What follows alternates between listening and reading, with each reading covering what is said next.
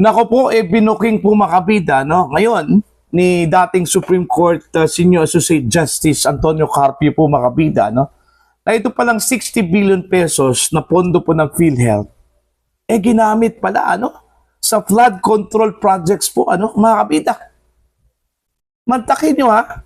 Pera, supposedly para ho sa mga miyembro ng PhilHealth at for medical purposes, ginamit doon ho sa flood control daw.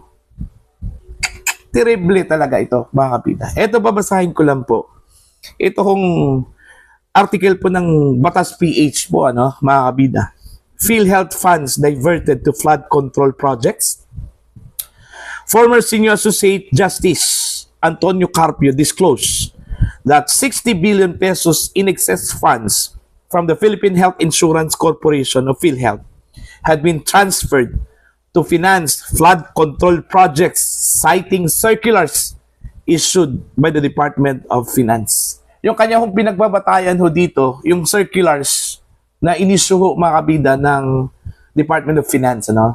At kung maalala din ninyo, mga kabida, ito yung ginamit din ng Department of Finance para ilipat po ito hong pondo ng PhilHealth papuntang National Treasury. Mga kabida. Kung hindi ako nagkamali, Department Circular number 003-2024, mga kabida. Okay? Eto.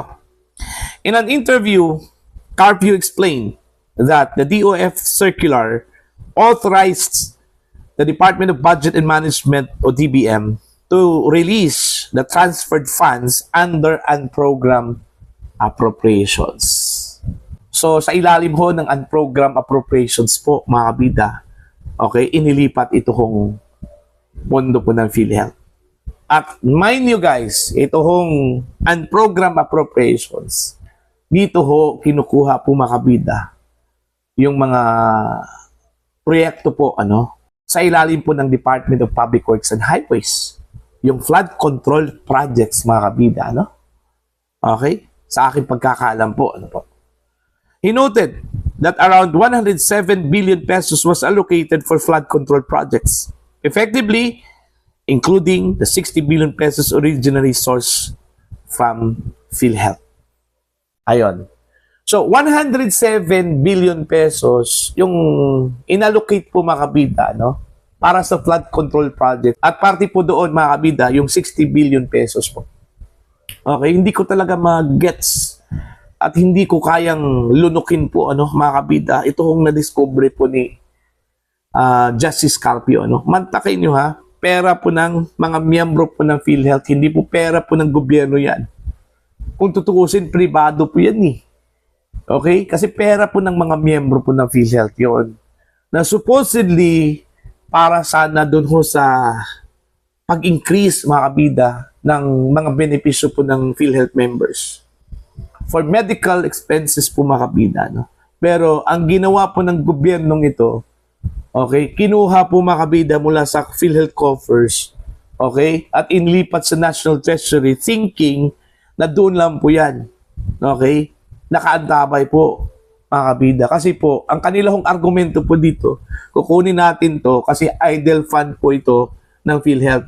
Ibig sabihin po, wala lang pong ginagawa, tiwangwang lang po yan dyan sa PhilHealth funds o PhilHealth coffers. Kaya ilipat po natin to doon sa National Treasury.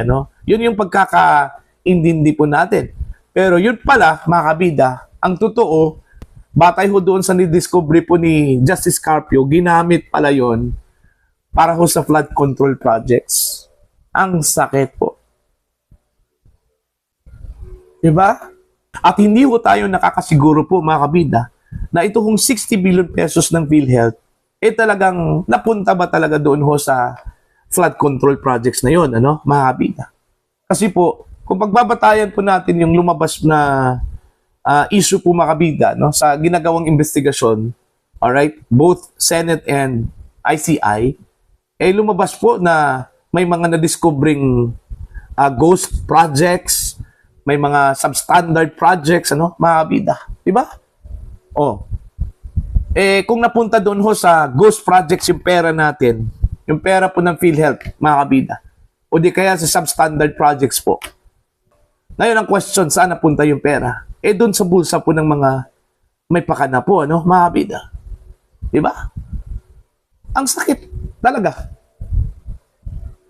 So, anong mangyayari ho dito? Diba? May pananagutan ba si Secretary Recto ho dito? Actually, sinabi na po yan ng Korte Suprema. Yun yung masakit po, ano, mga kabida. Sinabi po ng Korte Suprema na wala akong pananagutan ho si Secretary Ralph Recto ho dito. During that time, siya yung Secretary po ng Department of Finance. Dahil according to them, ginampanan lang daw, ano, ni Recto yung kanyang trabaho bilang DOF Secretary po, ano, mga kabida. Okay? Ginawa niya yon in good faith. Yung paglipat, okay sana yon. Walang problema ho. Kung yung paglipat po mula sa PhilHealth coffers papuntang National Treasury, ginawa niya yon in good faith. Walang problema yon. Sang-ayon po ako dun, mga kabida. Okay?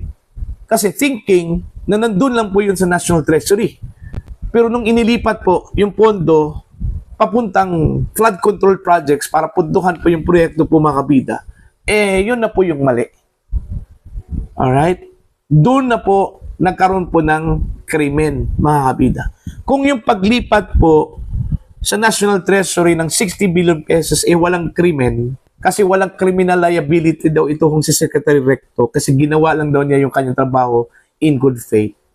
Okay? Okay ako doon. Wala akong problema. Total, andun lang yun sa National Treasury. Pwede yun siya ibalik. Pero kung ginamit yung pera na yun, mga kabida, kung totoo man po itong sinabi po ni Justice Carpio, no? Para ho punduhan itong flood control projects, napaka balasubas po ang gobyerno po, mga kabida, kung ganun. Kasi, again, pera po ng taong bayan yan. Pera ng mga miyembro po, mga kabida, supposedly for the purposes of medical expenses and future hospitalization expenses po, mga kabida. No? Pwede hong pangdagdag benepisyo po para sa mga miyembro po ng PhilHealth yun, mga kabida. Pero sinakripisyo po, mga kabida, para lang po sa flood control projects. Ganun po ba yun? Okay? Na okay lang sana kung meron tayong nakikitang flood control at pulido yung pagkatrabaho po, mga kabida. Diba? See? Hindi pa sila nakontento sa ibang mga government-owned and controlled corporations na kinuha din nila yung pondo po, mga kabida, no? Kagaya nila po ng PDIC. Alright? Yung 107 billion pesos po na pondo ng PDIC po, mga kabida, ginalaw din yon. Ewan ko ba kung may babalik ba yon, mga kabida. Ultimo, yung pagbabalik ho ng 60 billion pesos po para sa PhilHealth, nahihirapan po ang gobyerno kasi walang pondo, mga kabida. Kaya yung disclosure po, mga kabida, ni Justice Carpio, actually, matagal ko nang may kutob ako dito eh. Nung sinabi po ni Congresswoman Janet Garin, mga kabida, na hindi ho maaring maibalik kagad-agad yung pera, kasi ang utos kasi ng Korte Suprema, no, na kailangan nung ibalik itong 60 billion pesos sa PhilHealth funds agad-agad. Alright? Pero ang sabi po ni Congresswoman Garin, hindi ho pwedeng maibalik kaagad-agad ito dahil kulang ho ang pondo po ng gobyerno para maibalik ito. Okay? Ginamit pa nga niya yung pera na ibinalik po, mga kabida, no, ng mga opisyal po ng DPWH, yung ipinababalik po sa kanila po, mga kabida, ng gobyerno, ano. Sabi ho ni Congresswoman Garini, kulang eh. Hindi ho kasya yung 60 billion pesos po doon. Kaya nga, iminungkahi po niya na kung maaari, i-integrate na lang po doon ho sa 2026 national budget, ano, mga kabida, which is, para sa akin, ano, at para ho sa ilang mga kababayan po natin, mali. Kasi parang tayo din ang magbabayad po doon, no? Mga kabida. Diba? Nawala naman po tayong kinalaman po doon sa kanilang ginawa. Okay? Doon ako nagduda. Kasi po, bakit? Okay? Aantayin po natin yung ibinalik na pera ng mga opisyal po ng DPWH po, mga kabida. Ano?